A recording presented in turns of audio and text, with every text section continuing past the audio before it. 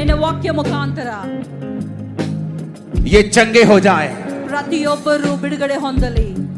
तेरे वचन के जरिए ನಿನ್ನ ವಾಕ್ಯದ ಮುಖಾಂತರ इनकी जिंदगियों से शैतान के सारे काम नाश हो जाएं। ಇವರ ಜೀವಮಾನದಿಂದ ಎಲ್ಲ ಸೈತಾನನ तेरे वचन के जरिए ನಿನ್ನ ವಾಕ್ಯದಿಂದ सारे दुष्ट आत्माओं के निशान, उसके प्रभाव इनकी जिंदगियों से नाश हो जाएं। ಎಲ್ಲ ದುಷ್ಟಾತ್ಮನ ಪ್ರಭಾವಗಳು ನಿಮ್ಮ ಜೀವನ तेरे वचन के जरिए ನಿನ್ನ ವಾಕ್ಯ ಮುಖಾಂತರ सारी नॉनसेंस ಎಲ್ಲ ಕೆಟ್ಟದೆಲ್ಲವೂ जो शैतानी है ಯಾವುದು ಸೈತಾನ इनकी जिंदगियों से नाश हो जाए। ಪ್ರತಿಯೊಬ್ಬರ ಜೀವನದಿಂದ ನಾಶವಾಗಲಿ। पिता तेरे वचन के जरिए ದೇವರ ನಿನ್ನ ವಾಕ್ಯದ ಮುಖಾಂತರ वो सारी बीमारियां, ಎಲ್ಲ ರೋಗಗಳು, अशुद्धताएं, ಅಶುದ್ಧತೆ, चिंताएं, ಚಿಂತೆ, डिप्रेशन ಡಿಪ್ರೆಷನ್ इनकी जिंदगियों से नाश हो जाए यीशु मसीह के सामर्थी नाम में।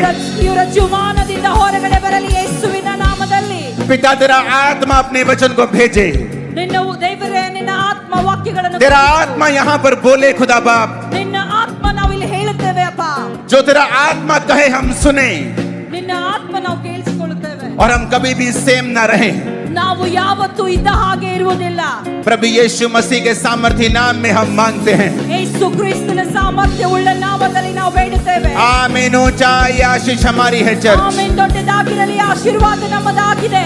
आमीन। ऊंचा ये आशीष हमारी है चर्च। ಆಶೀರ್ವಾದ ದೊಡ್ಡದಾಗಿರಲಿ, ಇದು ನಮ್ಮದಾಗಿದೆ। Thank you Jesus. अपने घुटनों के भार आकर ನಾವೆಲ್ಲರೂ ನಮ್ಮ ಮೊಳಕಾಲಿನ ಮೇಲೆ ಬರೋಣ। अपनी बाइबल को उठाएं अपने हाथों में ಸತ್ಯವೇದ ನಮ್ಮ ಕೈಗಳಲ್ಲಿ ಎತ್ತಿಕೊಳ್ಳೋಣ, और कहें, ಹೇಳೋಣ, ये वचन मेरे शुद्ध रहने का आधार है, ಈ ವಾಕ್ಯ ನನ್ನ ಶುದ್ಧ ಇರುವುದು ಆಧಾರವಾಗಿದೆ, मेरे जीवित रहने का आधार है, ನಾನು ಜೀವನ ಇರುವುದು ಇದೇ ಆಧಾರವಾಗಿದೆ, मेरे उद्धार में बने रहने का आधार है। ನನಗೆ ಉದ್ಧಾರ ಮಾಡುವುದು ಇದೇ ಆಧಾರವಾಗಿದೆ। मैं इस वचन के ऊपर चलूंगा, ನಾ ಈ ವಾಕ್ಯದ ಮೇಲೆ ನಡೆಯುತ್ತೇನೆ, जो ये कहेगा मैं करूंगा। ಇದೇನು ಹೇಳುತ್ತದೋ ಅದನ್ನೇ ಮಾಡುತ್ತೇನೆ। मैं अपना ध्यान, ನನ್ನ ಧ್ಯಾನವು, अपना कान ನನ್ನ ಕೆಲಸವು इन वचनों के ऊपर लगाता हूं। ಈ ವಾಕ್ಯದ ಮೇಲೆ ಹಚ್ಚುತ್ತೇನೆ।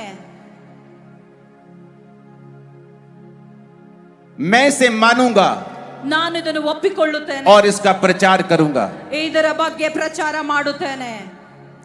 बाइबल को उठाएं अपने हाथों में, ಸತ್ಯವೇದ ನಮ್ಮ ಕೈಗಳಲ್ಲಿ ಎತ್ತಿಕೊಳ್ಳೋಣ,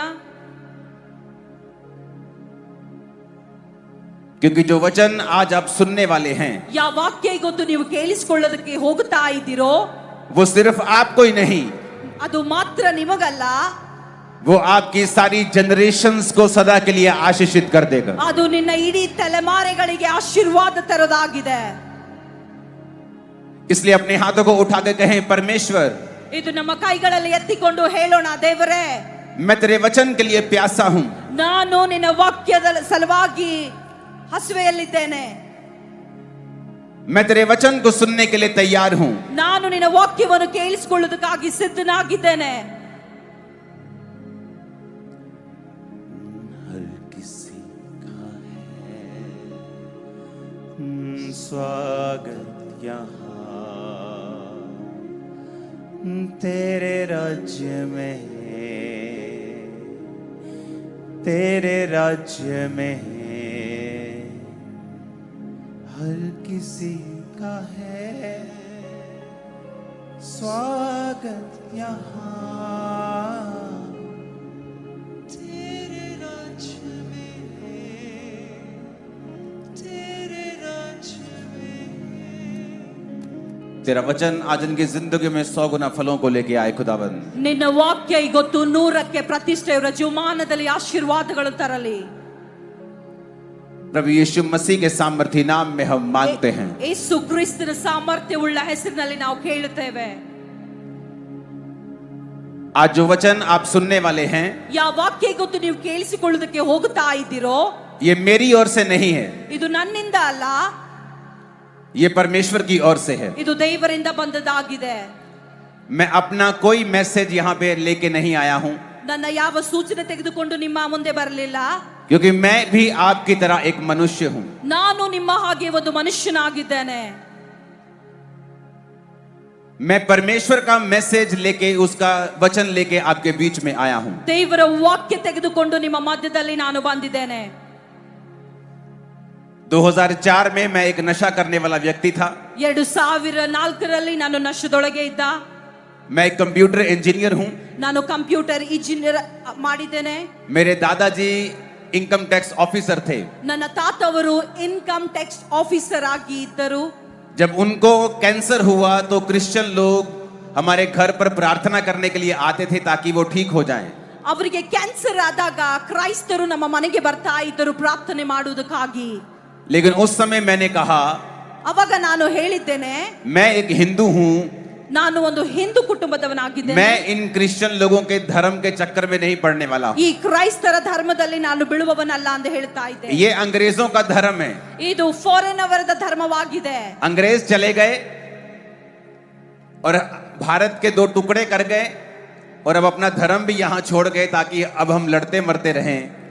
ಫಾರಿನ್ ಅವರು ಬಿಟ್ಟು ಹೋಗಿದ್ದಾರೆ, ಇಲ್ಲಿ ತುಕಡಿ ಮಾಡಿ ನಮ್ಮ ಧರ್ಮಗಳು ಹೋಗಿದ್ದಾರೆ, ಯಾಕೆಂದ್ರೆ ನಾವು ಜಗಳ ಆಡ್ಕೊಳ್ಳಬೇಕಂತ. और मैंने अपने परिवार को चर्च जाने से रोक दिया और उनको चर्च से मैंने डिस्कनेक्ट कर दिया। ನನ್ನ ಕುಟುಂಬಕ್ಕೆ ದೇವರ ಆಲಯಕ್ಕೆ ಹೋಗುವುದು ನಿಲ್ಲಿಸಿದ್ದೇನೆ, ಬೇಡವೆಂದು ಹೇಳಿದ್ದೇನೆ. और मैं नहीं जानता था ನನಗೆ ಗೊತ್ತಿರಲಿಲ್ಲ कि प्रभु यीशु मसीह इस दुनिया में धर्म को स्थापित करने नहीं आए थे। ಯೇಸು ಕ್ರಿಸ್ತನು ಈ ಜಗತ್ತಿಗೆ ಬಂದದ್ದು ಧರ್ಮಗಳನ್ನು ಸ್ಥಾಪನೆ ಮಾಡುವುದಕ್ಕಾಗಿ ಅಲ್ಲ, वो धार्मिकता को स्थापित करने के लिए आए ಅವನು थे। ಧಾರ್ಮಿಕತಾ ಸಲುವಾಗಿ ದೇವರು ಇಲ್ಲಿ ಬಂದಿದ್ದಾರೆ. वो नया धर्म बनाने के लिए नहीं आए थे। ಹೊಸ ಧರ್ಮಗಳನ್ನು ಉತ್ಪನ್ನ ಮಾಡುವುದಕ್ಕೆ ಆತನು ಬರಲಿಲ್ಲ. लेकिन मुझे इस बात का पता नहीं था, ಇದು ನನಗೆ ಗೊತ್ತಿರಲಿಲ್ಲ. और इस बात का मुझे मालूम ना होने के कारण मैंने उनका विरोध किया और कुछ ही महीनों के बाद मुझे मेंटली अपसेट के दौरे पड़ने लगे और मैं डिप्रेशन में चला गया। ನನಗೆ ಇದು ಗೊತ್ತಿರಲಿಲ್ಲ, ವಿರುದ್ಧವಾಗಿ ಹೇಳ್ತಾ ಇದ್ದೆ ಕ್ರೈಸ್ತರಿಗಾಗಿ. ಸ್ವಲ್ಪ ದಿನದ ನಂತರ ನಾನು ಡಿಪ್ರೆಷನ್ ಅಲ್ಲಿ ಹೋಗ್ತಾ ಇದ್ದೆ. मैं एक डॉक्टर फैमिली से भी हूं, ನಾನು ಡಾಕ್ಟರ್ ವೈದ್ಯಕೀಯ ಕುಟುಂಬದಿಂದ ಬಂದವನಾಗಿದ್ದೇನೆ.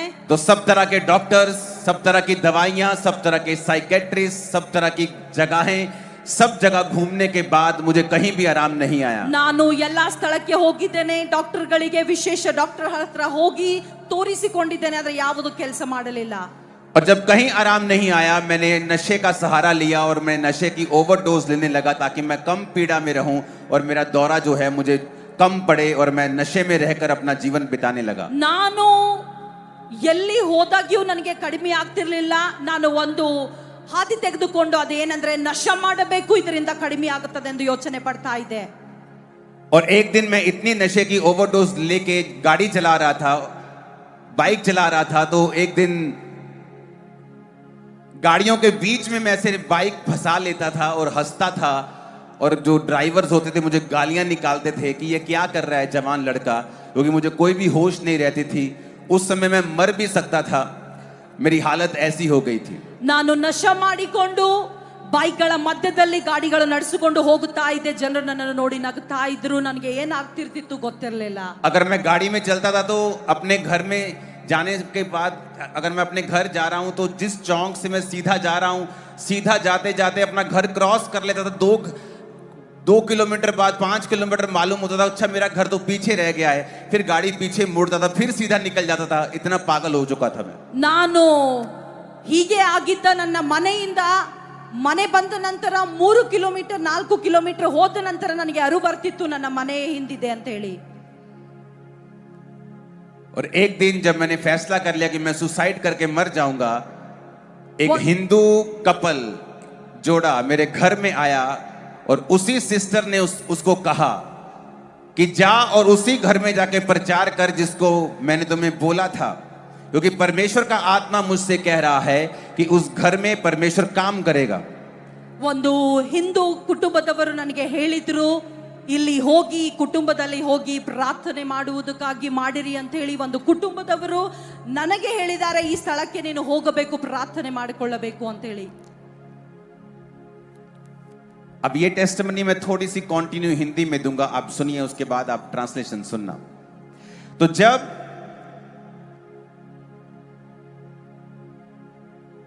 वो घर में आए तो उन्होंने कहा कि नहीं हम उस घर में नहीं जाएंगे, वहां एक लड़का रहता है, वो हमारा विरोधी है, वो हमें गालियां निकालता है, वो कहता है कि मैं हिंदू हूं, मैं क्रिश्चियन नहीं बनूंगा। उन्होंने कहा नहीं, तू जा और उस घर में कुछ परमेश्वर का आत्मा करना चाहता है। और उस दिन मैं सुसाइड करने वाला था, सारा सोच लिया था मैं ट्रेन की पटरी के नीचे सिर दूंगा, इतना नशा पहले करूंगा ताकि मेरे को दर्द ना हो और जल्दी जल्दी मैं मर जाऊं। और जब वो मेरे घर में आए, मैंने नशा किया हुआ था, और जब वो मेरे घर में आए और मुझसे बात की कि मुझे बताया कि प्रभु यीशु मसीह धर्म को बदलने नहीं आए, वो तेरी जात को बदलने नहीं आए, वो तेरे जीवन को बदलने के लिए आए हैं। अगर तू परमेश्वर को अपना उद्धारकर्ता ग्रहण करेगा, वो तेरी धर्म नहीं, जात नहीं, तेरी जिंदगी को बदल देंगे।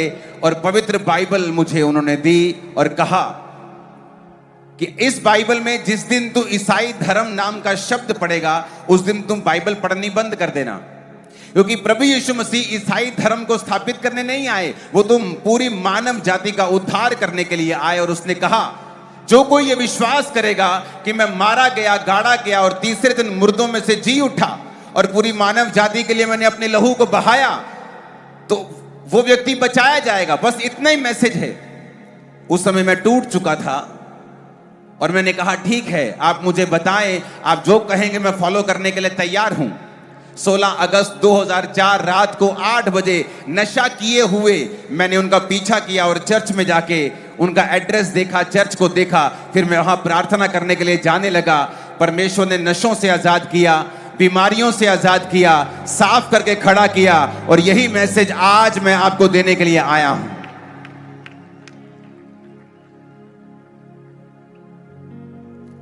ट्रांसलेशन। हालेलुया। हालेलुया। आप में से कितने लोग हैं जो हिंदी नहीं समझते हैं? हाथों को हिलाएं। ಇದರಲ್ಲಿ ಎಷ್ಟು ಜನ ಇದ್ದೀರಿ ನಿಮಗೆ ಹಿಂದಿ हिंदी नहीं समझ ತಿಳಿಯೋದಿಲ್ಲ? आती है। ಕೈ ಮೇಲೆತ್ತಿ। सभी को आती है समझ, बहुत थोड़े हैं, 1-2%। ओके, बीच बीच में हम ट्रांसलेशन भी करेंगे। तो आज जो मैसेज मैं आपको देने के लिए आया हूं, ಯಾ ವಾಕ್ಯ ನಿಮಗೆ ಕೊಡುವುದಕ್ಕಾಗಿ वो ಬಂದಿದೆ, बहुत ही इंपॉर्टेंट है। ಅದು ಬಹಳ ಪ್ರಾಮುಖ್ಯವಾಗಿದೆ। परमेश्वर ने जब इंसान को बनाया, ದೇವರು ಯಾವಾಗ ಮನುಷ್ಯನಿಗೆ ಮಾಡಿದಾನೋ, उसने छठे दिन बनाया ಅವನು 6ನೇ ದಿವಸ ಮಾಡಿದಾನೆ, और सब कुछ पहले बनाया। ಎಲ್ಲವೂ ಮೊದಲು ಮಾಡಿದಾನೆ। सूर्य को, चंद्रमा को, तारागणों को, ಸೂರ್ಯ ಚಂದ್ರ ತಾರೆಗಳು ಇವೆಲ್ಲ ಮಾಡಿದಾನೆ, पेड़ को, जंतुओं को, मछलियों को, पक्षियों को, ಗಿಡ ಮರಗಳು ಪಕ್ಷಿಗಳು ಇವೆಲ್ಲ ಮಾಡಿದಾನೆ। और परमेश्वर ने कहा, एवरीथिंग इज सो गुड, ದೇವರು ಹೇಳಿದ್ದಾರೆ ಎಲ್ಲವೂ ಅದ್ಭುತವಾಗಿದೆ, एवरीथिंग इज सो परफेक्ट। ಎಲ್ಲವೂ ಪರಿಪೂರ್ಣವಾಗಿದೆ। इतना परफेक्ट बनाया ಇಷ್ಟು ಪರಿಪೂರ್ಣ ಮಾಡಿದಾನೆ। कि अगर पृथ्वी ಈ ಭೂಮಿಯಲ್ಲಿ सूर्य से 10 किलोमीटर दूर हो, ಸೂರ್ಯದಿಂದ 10 ಕಿಲೋಮೀಟರ್ 10% अगर और दूर हो, 10% ಇನ್ನ ದೂರ ಇದ್ರೆ तब भी हम जी नहीं पाएंगे। ನಾವು ಅವಾಗ ಸಹ ಬದುಕೋದಕ್ಕೆ अगर ಸಾಧ್ಯವಿಲ್ಲ। 10% नजदीक हो जाए, 10% तब भी हम जी नहीं पाएंगे। ಅವಾಗ ನಾವು उसने ಜೀವಿಸೋದಕ್ಕೆ ಆಗೋದಿಲ್ಲ। परफेक्ट बनाया सब कुछ, क्योंकि वो परफेक्ट परमेश्वर है। ಆತನು ಪರಿಪೂರ್ಣನಾಗಿ ಮಾಡಿದ್ದಾನೆ, ಯಾಕೆಂದ್ರೆ ಅವನು ಪರಿಪೂರ್ಣನಾಗಿದ್ದಾನೆ। आप में से एक भी जन यहाँ नहीं होगा ನಿಮ್ಮಲ್ಲಿ ಯಾರೂ ಹೀಗೆ ಇಲ್ಲ जो ये कहे ಇದು ಹೇಳುದು, कि मेरे बच्चों को मैं पैदा कर रहा हूं ನನ್ನ ಮಕ್ಕಳಿಗೆ ನಾನು ಹುಟ್ಟಿಸ್ತಾ ताकि ಇದ್ದೇನೆ, जब ये बड़े हों तो खूब सारा संघर्ष करें, ಯಾವಾಗ ಅವರು ಬೆಳಿತಾರೆ ಅವರು ಕಷ್ಟ ಪಡಬೇಕು, खूब बीमार रहें, ಅವರು ರೋಗದಲ್ಲಿರಬೇಕು, इनके बच्चे ना हों, ಇವರ ಮಕ್ಕಳಿರದೆ ये हॉस्पिटल के धक्के खाएं, ಇವರು गरीब रहें, दुखी रहें, ಇವರು ದುಃಖದಲ್ಲಿರುವುದಕ್ಕಾಗಿ, डिप्रेशन में रहें। ಡಿಪ್ರೆಷನ್ ಅಲ್ಲಿರುವುದಕ್ಕಾಗಿ आप में से एक भी जन ऐसा नहीं होगा ಯಾರು ನಾವು ಬಯಸುವುದಿಲ್ಲ ಈ ರೀತಿ, जो अपने पैदा हुए बच्चों के लिए ये सोचे। ಯಾರು ತನ್ನ ಮಕ್ಕಳ ಬಗ್ಗೆ ಈ ರೀತಿ जो पैदा नहीं हुए उनके लिए भी ये सोचे। आप में से एक भी ऐसा नहीं होगा। ಯಾರಿಗೆ ಹುಟ್ಟಿಲ್ಲ ಅವರು ಸಹ ಈ ರೀತಿ उसी तरह जब परमेश्वर ने आपको बनाया, ಯಾವಾಗ ದೇವರು ನಿನ್ನನ್ನು ಉಂಟು उसने ಮಾಡಿದ್ದಾನೆ, आपके लिए परफेक्ट लाइफ को सोचा। ನಿನಗಾಗಿ ಪರಿಪೂರ್ಣ ಜೀವನವನ್ನು ದೇವರು ಯೋಚನೆ उसमें ಮಾಡಿದ್ದಾನೆ। बीमारियां नहीं थी, ಆತನು ರೋಗ ಕೊಡಲಿಲ್ಲ, उसमें तकलीफ नहीं थी, ಕಷ್ಟಗಳು ಕೊಡಲಿಲ್ಲ, डिप्रेशन नहीं था, ಡಿಪ್ರೆಷನ್ ಕೊಡಲಿಲ್ಲ, श्राप नहीं थे, ಶಾಪ ಕೊಡಲಿಲ್ಲ, अकेलापन नहीं था, ಒಂಟಿ ಜೀವನ ಇರಲಿಲ್ಲ, रोग नहीं थे, ರೋಗ ಇರಲಿಲ್ಲ, उसमें वो कुछ नहीं था जो आज दुनिया फेस कर रही है। ಅಲ್ಲಿ ಏನು ಇರಲಿಲ್ಲ, ಈ ಜೀವಮಾನದಲ್ಲಿ ನೀವು ಕಷ್ಟ ಪಡ್ತಾ ಇದ್ದೀರಿ। पर वचन कहता है, ಆದ್ರೆ ವಾಕ್ಯ ಹೇಳ್ತಾ ಇದೆ, जब आदम और हवा ने पाप किया, ಯಾವಾಗ ಆದ ಮತ್ತೆ ಅವಳ ಪಾಪ ಮಾಡಿದ್ರು, जो परमेश्वर ने कहा था उसके विरुद्ध किया, ದೇವರು ಹೇಳಿದ್ದಾರೆ ಅವರು ವಿರುದ್ಧವಾಗಿ ಮಾಡಿದ್ದಾರೆ, तब इस दुनिया में बीमारियां आई, ಆವಾಗ ಈ तकलीफें आई, ಕಷ್ಟಗಳು ಬಂದವು, डिप्रेशन आया, ಡಿಪ್ರೆಷನ್ ಬಂತು, हर वो चीज आई ಅವೆಲ್ಲ ಬಂದವು जो परमेश्वर ने हमारे लिए तैयार नहीं की थी। ಯಾವುದು ದೇವರಿಂದ ಮಾಡಲ್ಪಟ್ಟಿಲ್ಲೋ ಅವೆಲ್ಲ ಬಂದವು। अगर आप ನೀವೇನಾದ್ರೂ इंसान होकर ಮನುಷ್ಯನಾಗಿ अपने बच्चों के लिए बुरा नहीं सोच सकते हैं। ನಿನ್ನ ಮಕ್ಕಳಿಗಾಗಿ ಕೆಟ್ಟದ್ದು ಬಯಸುವುದಿಲ್ಲ. अगर आपके 2 बच्चे हैं, ನಿಮ್ಗೆ 2 आप ಮಕ್ಕಳಿವೆ, नहीं कहते ನೀವು ಹೇಳೋದಿಲ್ಲ. एक बच्चा संघर्ष करेगा ಒಂದು ಮಗನು ಕಷ್ಟ और मैं चाहता हूं कि एक बच्चा सफल हो जाए। ಒಬ್ಬನು ಸಫಲತೆ ಕಡೆ आपके चाहे ಹೋಗಬೇಕು. 7 बच्चे हों, ನಿಮ್ಗೆ 7 आप ಮಕ್ಕಳಿವೆ, कहते हैं सातों सुखी रहें, 7 ಜನ ಸುಖದಲ್ಲಿ सातों सफल रहें। 7 ಸಕ್ಸಸ್ ಆಗಿರಬೇಕು. चाहे परमेश्वर के लाखों बच्चे हों, करोड़ों हों, ದೇವರಿಗೆ ಎಷ್ಟೇ वो ಕರುಣೆ, नहीं चाहता है कि एक संघर्ष करे और एक कामयाब हो। ಆತನು ಬಯಸುವವನಲ್ಲ ಒಬ್ಬನು. वो चाहता है हम सब ब्लेस्ड रहें, ಅವ್ರು ಯೋಚನೆ ಪಡ್ತಾನೆ आशीषित रहें, ಬ್ಲೆಸ್ಡ್ ಆಗಿರಬೇಕು, चंगे रहें, ಅದ್ಭುತವಾಗಿ शैतान से आजाद रहें, ಸೈತಾನ ಬಂದ डिप्रेशन से फ्री रहें। ಡಿಪ್ರೆಷನ್ ಇಂದ ಫ್ರೀ ಆಗಿರಬೇಕು. लेकिन आज